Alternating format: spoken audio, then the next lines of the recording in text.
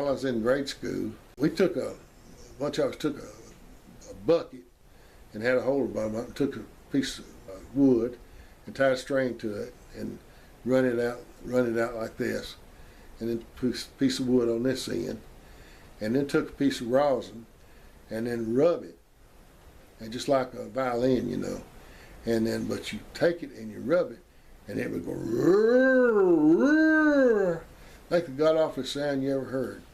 So we were down on Buddy Maggart's front porch, who was three houses down the street from me, and one night we were down there, and Ruby Bowles, who was Mama's cousin, she lived with us. She had a room there with us. It was Wednesday night. She'd been to church. She always wore about 4-inch heels, and she'd come clickety up the street. And we hit that thing. Damn, she took off running up the street just as hard as she could go. We just died laughing. We thought that was the funniest thing. So we went and hit that thing a few more nights. You know, so all of a sudden people started seeing this damn monster around town. This guy up on the Upper Ferry Road said this monster came in and said that he had a salvo litter of pigs, and said this thing ate his whole litter of pigs.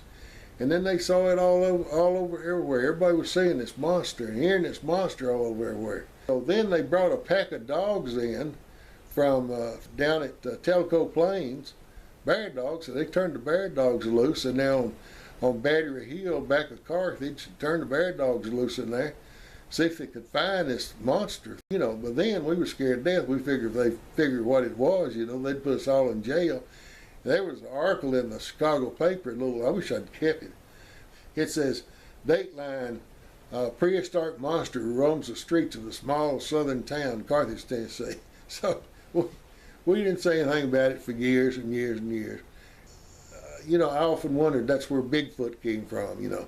Somebody with a bucket and a rosin string. We put it up, we never used it again.